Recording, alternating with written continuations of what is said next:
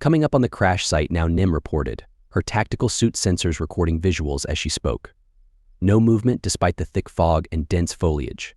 Her visor faintly outlined the downed fighter craft.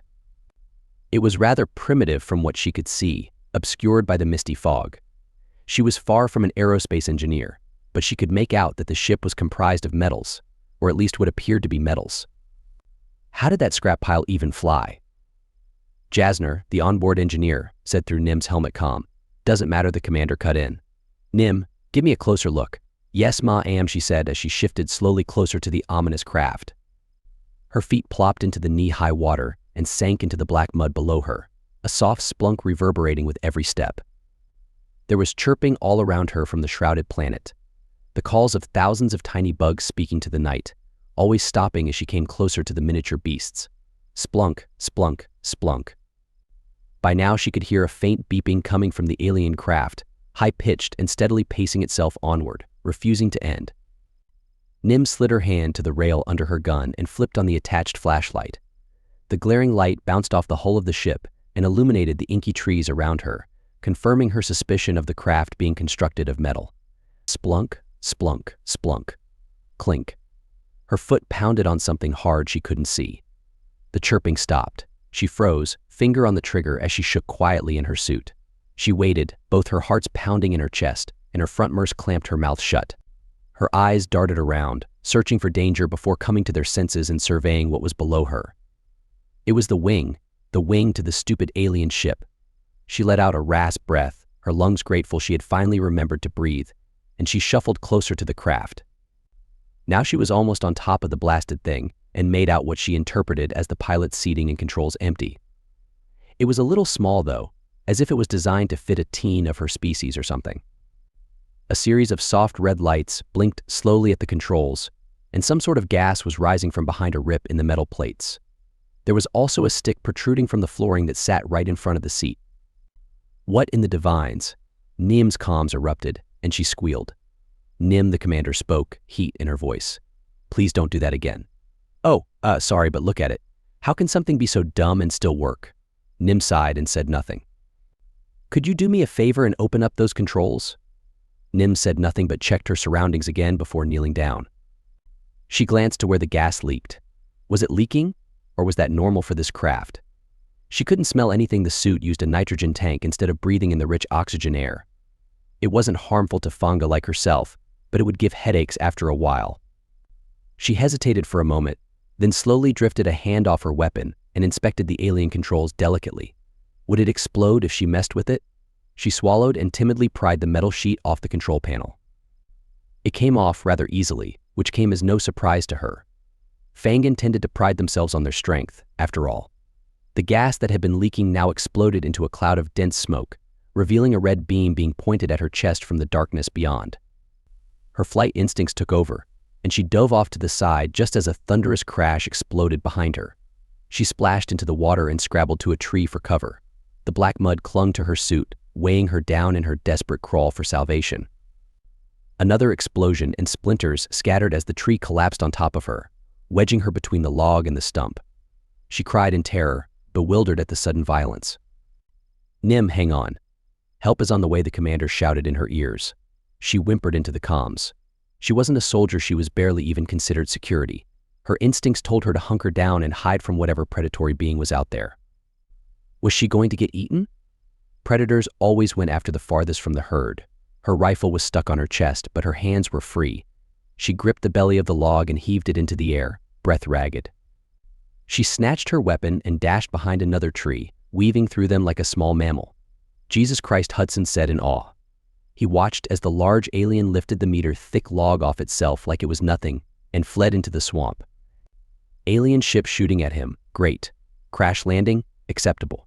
Stranded on an unknown world, fine, he could deal with that. But now, those same aliens could lift hundreds of pounds like it was nothing. Hell no. They even appeared to be human, a woman, to be more accurate, with curves in surprisingly all the right places. First contact with aliens ended up with him getting shot down by them before he even knew what was going on. At least now he knew aliens existed, and they weren't the most welcoming bunch. He'd certainly have to report this back to command, assuming he could make it off-world in the first place and get back to Terran space without a ship. It didn't help that his targeting systems in his HUD were malfunctioning after the crash. The darkness of this world was also an added bonus. He should have nailed the creature right in the heart, or where a human would have a heart. At least, but no, that damned alien had to have seen his targeting laser in the smoke. Outstanding luck on his end. He fired his rail gun again into the swamp, not aiming at anything in particular, just the general direction of the alien. Hopefully, it would think he was still chasing it. Not that he wasn't. It's following me. Nim screamed as she ran for her life. Don't lead it here, Jasir said angrily. Just keep running. Don't stop, the commander encouraged. We've almost got you. Please don't let me die, she begged to her herd. You're not going to die, the commander assured her. Nim slipped and slammed into the water again, sinking slowly into the mud. She lay there, her legs burned and her arms felt weak. Her breath filled her ears and her lungs begged for respite. This was easily the most physically intensive thing she'd done in months. Nim, are you hit? No, Ma, she rasped as she pushed herself up. Her arms shook, but she managed to get on her feet again and hold herself closer to safety. A bright floodlight flickered on, blinding her. Nim, we see you. It's going to be okay, the commander said soothingly over the comms. Her voice was like an angel from the divines to her ears. She collapsed, and tears ran down her pale blue skin. Arms wrapped around her and held her tight. It's okay, you're okay. We got you. Please get me out of here. Hia, get the trauma room ready. Yes, Ma, the alien responded. Hudson couldn't help but feel resentment for the alien that was barely 30 meters from him, whom he decided to name Crybaby. Breaking down after a tiny firefight where only a handful of shots were fired at her, and this is how she responded. Lord have mercy on these creatures if this was their norm. He leveled his gun at the two newcomers. The first, who was currently holding the Crybaby in its arms, was about the same size as the first, also humanoid. He could see bright yellow skin through the shielded lower half of her helmet. Yellow it is. The third was quite different from the other two. This one had 6 arms, long and spiny, reminding him of bugs but with hands. Xeno, he dubbed. Hudson didn't know what else to call it since they definitely looked feminine to him, was holding an incredibly bright flashlight that was brighter than floodlights. Part of him wanted to blast them down. He could definitely get a kill at this range, and with so many targets he could pick and choose the easiest to hit. It just felt wrong to shoot them while they were so vulnerable. Instead, he decided he was going to observe.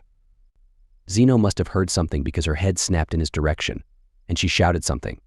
He froze, and his finger tightened around the trigger. It's here. Tesna, who Nim just realized was there, shouted before an explosion ended the relative silence, her 6 arms shielding her from the debris. Get back to the ship, the commander ordered, pulling Nim to her feet. They bolted away from the blast, using trees and other foliage to hide themselves from the monster's grasp. Another blast quickly followed, and water rained on top of her. What kind of weapon could deliver such a powerful blow in such rapid succession? Was it some kind of fully automatic explosive launcher? The commander threw Nim behind a bush and pulled out a rifle of her own. She flicked a switch, and the weapon clicked repeatedly to life. Nim witnessed the laser pulse a few times, sending out several straight green lasers in a mere instant before the commander ducked behind a tree. Tesna's rifle also clicked, and she let out a few bursts of light of her own. There was silence again, save for the laser rifles clicking. Then there was a sharp voice from the darkness. Holy. Hudson shouted as the swamp around him was suddenly engulfed in flames. Wood crackled under the fire, and he gave up on engaging the aliens. He jumped down from the tree he was using and splashed into the water. For a second, he struggled to get his feet out of the mud, but it let go of him after a hard tug. He sprinted away from the fire and slung his rifle over his shoulder, pumping his arms and legs. He quickly multiplied the distance between him and the creatures. Nim let out a sigh of relief now that she was finally on board the ship and specifically in the trauma room with the commander and Tesna. Her body ached with exhaustion as she lay on a comfortable bed. The chamber itself was quite spacious compared to the rest of the ship, but the walls were still milky white like everything else. All 3 of the females on the beds had been stripped of their armor and were now in their uniforms.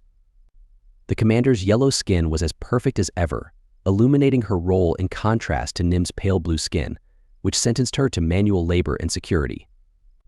Tesna and Hia, both Arachnis, had a sickly tan skin tone and much to Nim's disappointment, skin color didn't matter to the insectoids nearly as much as it did to Fonga. Hia stood over her and ran a scanner in the air, her 6 arms completing multiple tasks in unison. "Hey, Shim." "That's surprising," she said, then walked to the commander. "No mental scarring from Nim. Commander Tesna will need to be delivered to a medical station before her scarring becomes fatal. As for you," she continued, wiping the air with a scanner, "you'll need some psychological therapy for a few weeks, but you can still carry out your duties. No more interaction with predators for a while, you hear me? That goes for all of you." The commander raised an eyebrow and sat up. "Giving out orders now, are we? The herd's mental and physical health is where I outrank you," Commander Hia said matter-of-factly.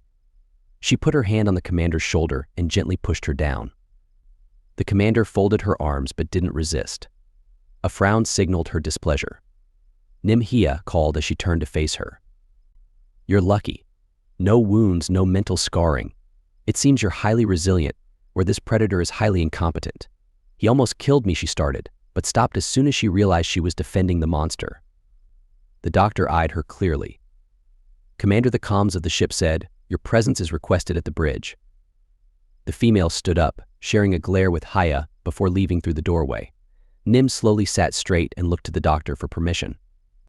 A small nod later, and she followed the commander out. Tesna, however, stayed on the bridge. Nim recognized Yassir and their pilot, Guy, seated in front of a medium-sized screen. "Mind telling me what's going on here?"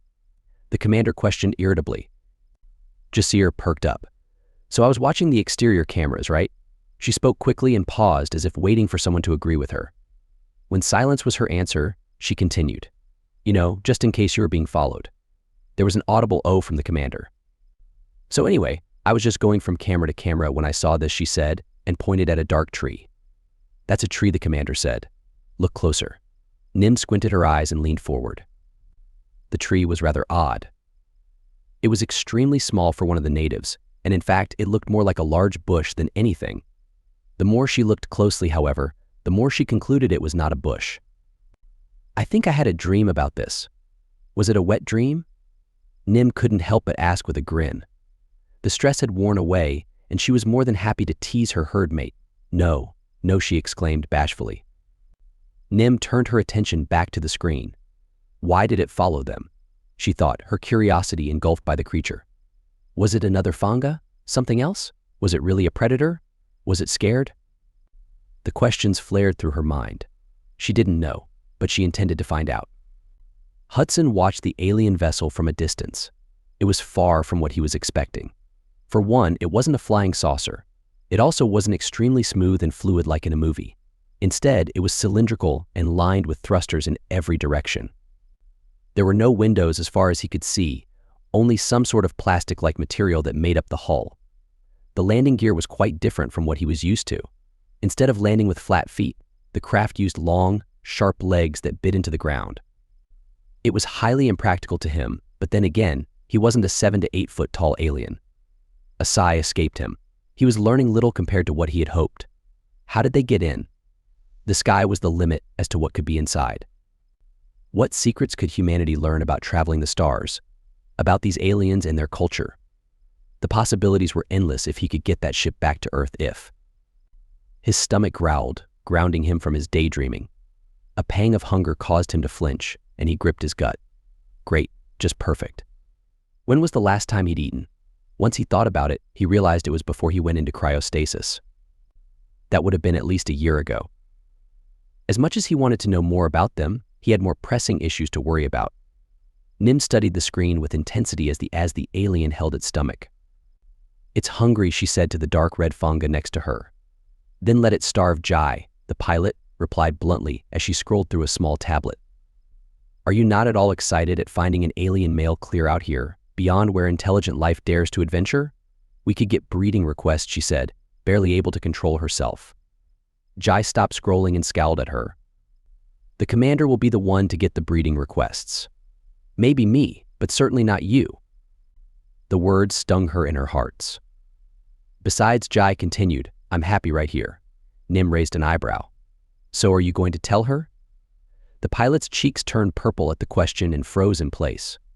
"I don't know what you're talking about." Oh, yes you do, she continued and smiled. You and Yasir would make a cute couple. She would say no, Jai said softly. There was sorrow in her voice, almost like a deep pain. You don't know that, Nim assured. Have you heard her talk about males? She's obsessed with them, and she's never even seen one. There was a lot of heat in her voice, which surprised Nim as she had rarely seen the female so frustrated at something. She put a hand on her herdmate's shoulder. I'm not Yasir, but I think she would be thrilled to get some affection from you. You think so? I'm positive. Guy sighed and sat up straight. She looked as if a weight had been lifted from her shoulders. Nim smiled again at her and checked the screen once more. Where did he go? Hudson plucked a drooping branch off his helmet. He figured the adhesive would last a few more hours, but it seems his makeshift camouflage was already failing. Just add it to the list. He continued trekking towards his ship. His HUD pinged its location every few minutes to make sure he wouldn't lose his way, but the journey was long and exhausting, or at least it felt like it. He guessed it would only be a few hours, however. Being asleep for over a year was not doing wonders for his cardio. Around halfway there, he noticed the sky was brightening into a brilliant array of yellows, reds, and oranges. The tall swamp around him was also revealing itself from the shadows, and he realized they were actually dark gray instead of black like he once thought. From above, the canopy was also the same shade of gray, and white vines strung down, ending a few feet above him. The bugs were quieting down as the morning progressed. He could even faintly see them resting on the logs. They appeared to have a lot in common with some of Earth's bugs, an exoskeleton with a dozen legs and even a little armored head with mandibles for teeth. He definitely did not want to get bit by one of them. It might puncture his flight suit, and a million problems would arise from that alone. Oxygen at 10%, his suit warned, and soft beeping followed. He sighed and picked up his pace. How could you lose it? You should have been watching it the whole time, the commander shouted at Nim and Jai. The female paced back and forth with her hands behind her back. You had one job. One job. All you needed to do was watch the creature to see what it was doing. That's all. Nothing complicated. The commander sighed and rubbed her face with her hands. What did I expect from a blue skin? I was here too, you know, Guy said. You weren't the one tasked to keep an eye on the alien, if it's even an alien. For all we know, it's just another Fanga. With all due respect, Ma-am, the Predator used weaponry I've never seen before. It followed us to our ship, which, neat, I remind you, no sane Fanga would do. When Nim was inspecting its ship, the first thing it did was shoot at her instead of talking its way out. Behaviorally, it is not one of us. Ma-am. That doesn't explain how it got away, she said and glared at Nim. What were you doing instead of watching our new visitor? Nim started and blushed. The commander didn't wait and stepped over to the ship's comms. She jammed a finger on a silver button and spoke.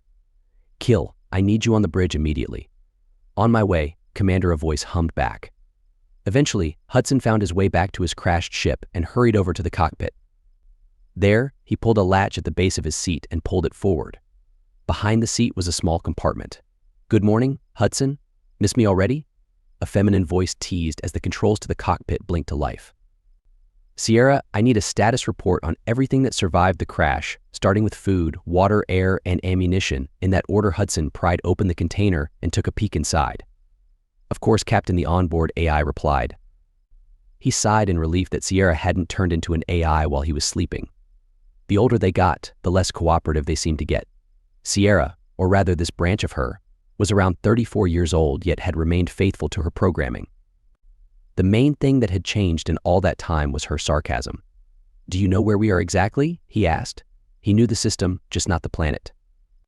We are within the DX Cry solar system and on DX Cry b. Little is known about this system other than the star is a red dwarf and has 8 celestial bodies orbiting it. My report is complete. Would you like to hear it? Of course. Rations are burned but edible. All the water has evaporated into the atmosphere. Both air tanks remain intact, with one leaking, and the ammunition storage boxes are mostly untouched. He murmured and pulled out the tank as it hissed at him. His hand shook as he struggled to find the leak. It's a neck leak, Captain, just below the valve. He wrapped his gloved hand around the neck of the cylinder, and the hissing stopped. He let out a sigh of relief. How's the ship? And more importantly, how did we get shot down? Scans report half our systems were fried before you pulled the trigger at our lovely guest. Shortly after, the left wing and engines were melted into slag. Control was lost and DX Crybee's gravity pulled us in. We were not hit during entry, however. The ship's hull was severely damaged during the crash. Can we get it to fly? Not unless you can pull a miracle out of your ass. Thanks, he said and looked up into the now dirty brown sky. Your captain, the commander, pointed at Nim. Yes, Commander Kill said, and the violet crystalline figure slowly, yet far from gracefully, swayed over to the blue skin in question. Her features were sharp and ready to cut the unsuspecting. She held up her hand just in front of Nim's face, and she braced for the exposure. How did she lose it, Commander? Please, I know you believe she let it go, but reading takes time. Oh, so that was what this was all about. A wave of soothing calm flooded over her mind as Kill entered her mind. All control over her body vanished, and the world around her disappeared. She knew it was still there, but she couldn't sense it anymore. Kill's mind searched her memories, poking and prodding as she went. You're going to report to the trauma room and wait there until my command. Got it? Yes, Ma, I am. Are you sure blowing up the ship is the wisest move, Captain? Sierra said nonchalantly. He was being paranoid, but he did not like the idea of aliens getting their weird hands all over human tech or even them finding out where Earth was. You know protocol, he said as he finished hooking up the undamaged air cylinder to his secondary suit intake valve. Next, he navigated the HUD menus with his eyes, commanding it to use the new tank once the first was finished. Yes, but that's for crash landing in other human nations, not on an unknown planet with unknown hostiles. It's the same to me. Brass doesn't want other humans to have our tech, and I'm certain they don't want aliens to have it either. He grabbed the leaking tank, which he had patched up with duct tape. Wrapping his hand around the valve, he loosely twisted it in either direction. It gave in, and he heard the hissing resume. He tightened it as much as he could with his hand and grabbed a wrench from the toolbox next to him. You know, you're not reacting to the threat of first contact as I had anticipated. What do you mean? He asked while tightening the cylinder with a wrench. I'd assume you'd be in awe that you were the first human ever to come into contact with another sentient species. What makes you think they're sentient? They seem pretty dumb to me. They can fly spacefaring craft. Yeah, okay, you're right. I always am, the AI said. He opened his mouth to interject. Warning oxygen at 5%. Hudson's helmet flared with all sorts of red flashing warning labels. The AI laughed in delight. He smiled as he pulled his wrench away from the air tank and put his helmet up to it. He still didn't hear any more hissing, so at least it was partially working. A yawn escaped him, and he put a hand up to his mouth only to realize he was wearing a helmet. He shook his head and rolled his shoulders. There was no time for sleep, just work. Are the ship's communications working? The systems are functioning, but my signal is blocked. Is it the trees? Those would have to be some weird trees. The aliens? I find it incredibly unlikely they possess the means to block transit, unless they themselves have it. However, my scans did not suggest their ship was equipped with the necessary core to travel in such a way. Then do your best to find us a way out of here. We've got a lot of work ahead of us. Nim woke from her shaking slumber. Her mind kept on drifting to the predator out there. She wanted to know no. She needed to know what it was and what it wanted. Why did it open fire at them? Was it actually a carnivore? Could sentients even eat meat? It would be unheard of but entirely possible, right? Her instinct shuddered at the thought of a carnivore flying a spaceship. She shifted in her trauma bed, restless after sleeping the day away. She sat up and checked her surroundings. The ship's lights were off for the moment, and the only other person in the room was Tesna, who was heavily sedated to slow her mental scarring. An idea crept from the back of her mind, a really bad one at that, but if she could pull it off, she'd certainly get a breeding request for sure. She quietly snuck off the bed and got dressed. Her environmental suit was in the cargo bay, but no one was ever in there unless they were leaving the ship. All the laser weaponry was locked officially in the armory, but the commander always forgot to keep it sealed up. Her hearts beat like prey being chased. She mentally prepared herself for getting caught and the ramifications that would follow her disobeying a direct order from the commander. She decided she was going to do it anyway. She was going to catch a predator. I kind of rushed this one, so I wouldn't expect the best from it,